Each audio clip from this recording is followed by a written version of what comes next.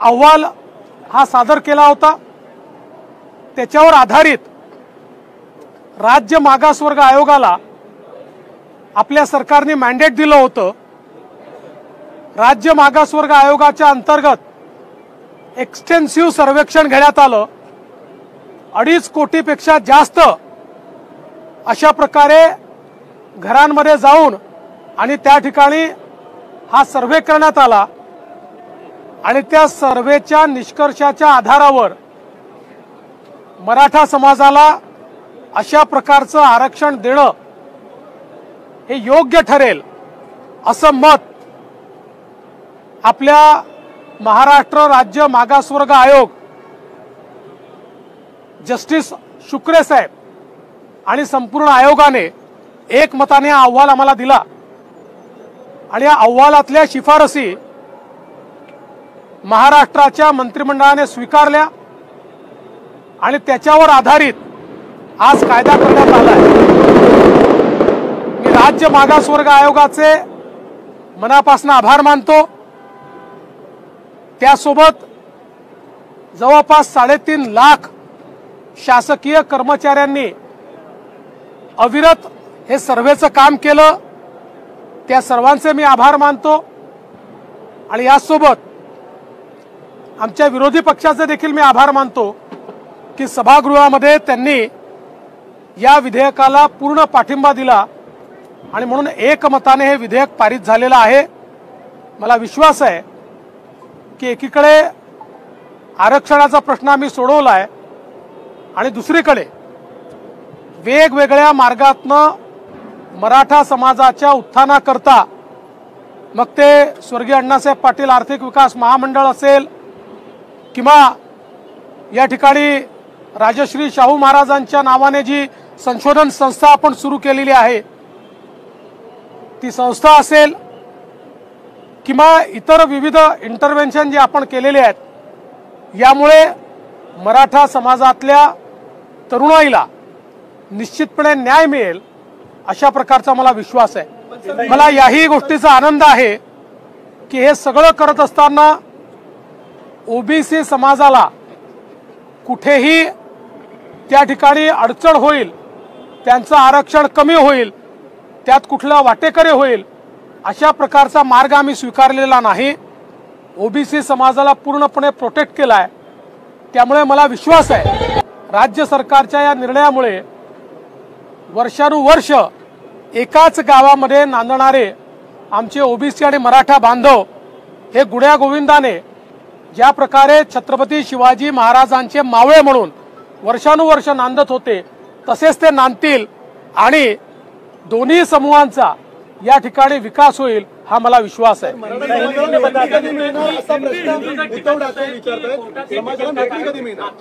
आज मुख्यमंत्री श्री एकनाथराव शिंदे जी के नेतृत्व में हमारी सरकार ने मराठा समाज को एससी-बीसी के तहत 10% आरक्षण देने का प्रस्ताव एक कानून के रूप में, एक बिल के रूप में दोनों सदनों में रखा था। दोनों सदनों में एक मत से यूनानिमसली इस कानून को मान्य किया है, इस बिल को मान्य किया है और इसको कानूनन अमली जामा पहनाया है। अब कानूनन मराठा समाज को 10% आरक्षण दिया जाएगा। ये देते समय कहीं पर भी ओबीसी समाज के आरक्षण से छेड़छाड़ नहीं की गई, ये अलग से आरक्षण दिया गया है।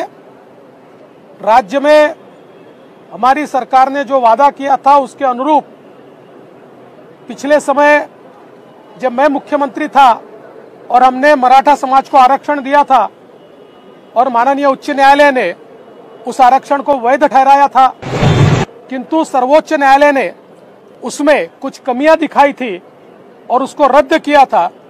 उसके बाद हम लोगों ने चीफ जस्टिस भोसले साहब की कमेटी तैयार की थी और उनको हमने ये निवेदन किया था कि ये क्या कमियां हैं और इन कमियों को कैसे पूरा किया जा सकता है।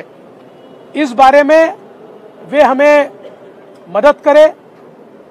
उन्होंने उस प्रकार से एक रिपोर्ट हमको दिया। उस रिपोर्ट के आधार पर हमने टर्म्स ऑफ रेफरेंस ये बैकवर्ड क्लास कमीशन को दिया।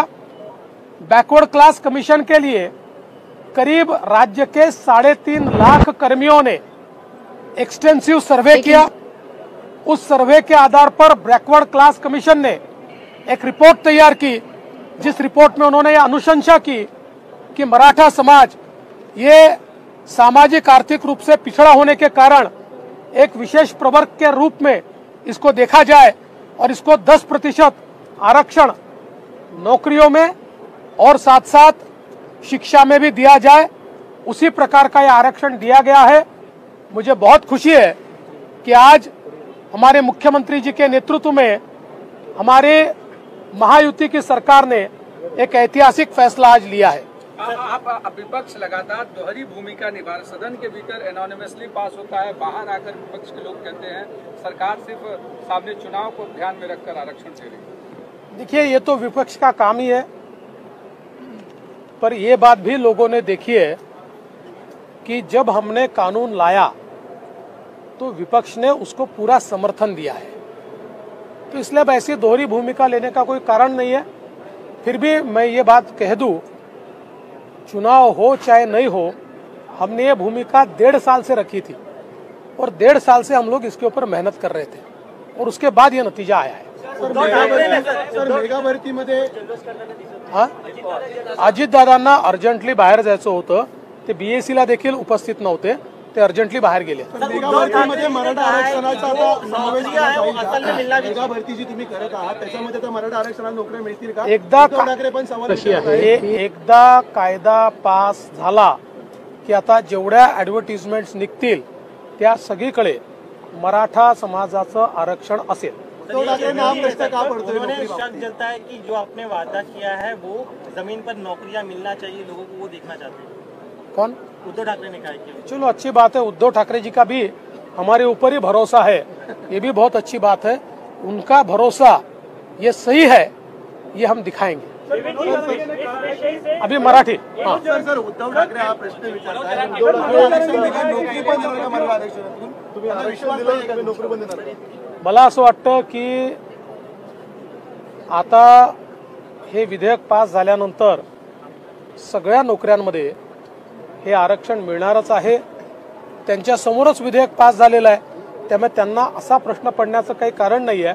पण मला हे माहिती आहे की त्यांचा आमच्यावरच विश्वास आहे। त्यांना माहिती आहे की मराठा समाजाला नोकऱ्या असेल, शिक्षणात असेल, सवलती जर कोणी देऊ शकेल तर ते एकनाथराव शिंदेजी यांच्या नेतृत्वातलं सरकारच देऊ शकेल, हे त्यांना देखील माहिती आहे। लोकसभा चुनाव को 16% आरक्षण दिलं होतं। पृथ्वीराज चव्हाण मुख्यमंत्री असताना मराठा समाजाला 16% दिलं होतं, त्यानंतर तुम्ही मुख्यमंत्री असताना 13% दिलं आणि आता परत 10%। दिवसेंदिवस टक्केवारी कमी होते आरक्षणाची, मात्र हे भविष्यात टिकल का नाही?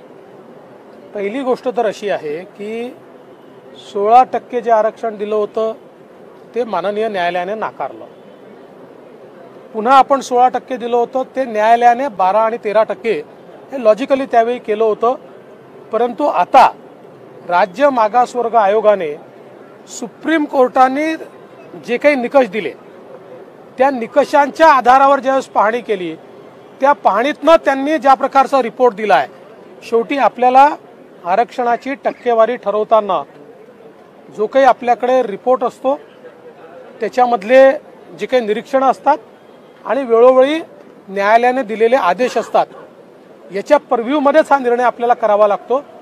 जसं ईडब्ल्यूएसला देखील 10% आरक्षण देण्यात आलं, तसंच एसईबीसीलाही 10% आरक्षण देण्यात आलेलं आहे। कांग्रेस ने कहा मुसलमानों को भी आरक्षण मिलना चाहिए, मराठाओं को इंसाफ दिया, मुसलमानों को भी आरक्षण दिया। नहीं, इसके ऊपर आप सवाल उद्धव ठाकरे जी को पूछिए। क्या उद्धव ठाकरे जी को ये मंजूर है कि उनकी साथी कांग्रेस कहती है कि मुसलमानों को आरक्षण दिया जाना चाहिए? ये सवाल मेरे से ज़्यादा आप उद्धव ठाकरे जी को पूछ सकते हैं। हमारा तो पहले दिन से हमारी भूमिका पक्की है। धार्मिक आधार पर आरक्षण भारत रत्न डॉक्टर बाबा साहेब आम्बेडकर ने तैयार किए हुए संविधान में इसका कोई प्रावधान नहीं है और भारत रत्न डॉक्टर बाबा साहेब आम्बेडकर के संविधान की शपथ हमने खाई है, इसलिए उस संविधान से अलग कोई भी निर्णय भारतीय जनता पार्टी या महायुति की सरकार नहीं कर सकती। इसलिए सवाल उद्धव जी को और कांग्रेस को पूछिए। पुण्यामध्ये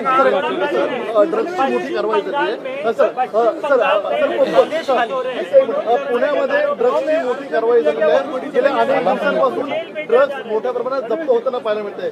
पुण्यामध्ये जवळपास 1100 कोटींचे ड्रग्स जप्त झाले।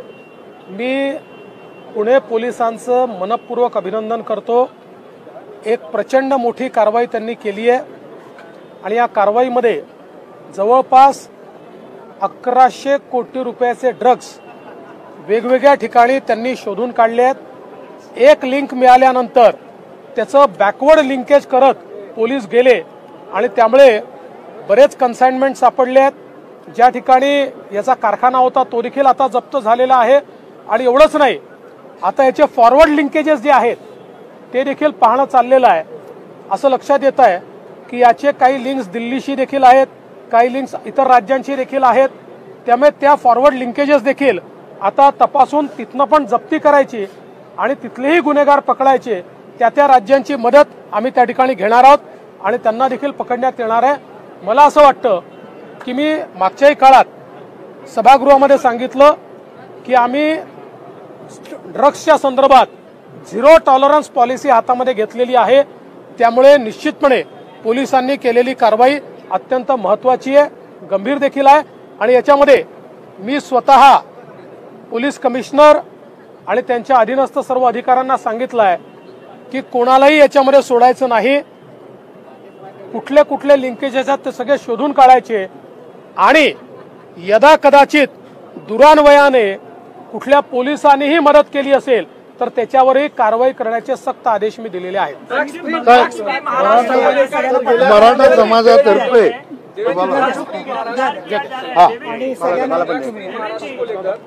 आज बांग्ला के पत्रकार सरकार ने अरेस्ट कर लिया है।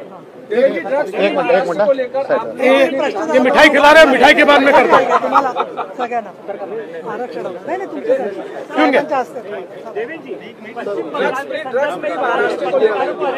महाराष्ट्र को लेकर विधानसभा के भीतर पुणे पुलिस ने 100 करोड़ से ज्यादा की ड्रग्स सीज की है। देखिए, मैं पुणे पुलिस का बहुत बहुत अभिनंदन करना चाहता हूं। उन्होंने अलग अलग कार्रवाइयों में 1100 करोड़ रुपए के ड्रग्स को, एमडी को जब्त किया है और ये करते समय एक लिंक मिली, उसके आधार पर बैकवर्ड लिंकेज वो ढूंढते गए और बहुत अच्छी तफ्तीश उन्होंने की, जिसके कारण एक बहुत बड़ा कंसाइनमेंट ये वो हथिया पाए हैं, उसके ऊपर छापा मार पाए, उसको जब्त कर पाए। अभी फॉरवर्ड लिंकेज के भी उन्होंने तफ्तीश शुरू की है। इसमें दिल्ली का कुछ लिंक दिखता है, अलग अलग राज्यों का लिंक दिख रहा है, वहां पर भी जाकर जब्ती करना, उन राज्यों की मदद लेकर ये पूरा जो नेटवर्क है, इस नेटवर्क को खत्म करने का काम ये सरकार की ओर से, विशेष रूप से पुणे पुलिस की ओर से किया जाएगा।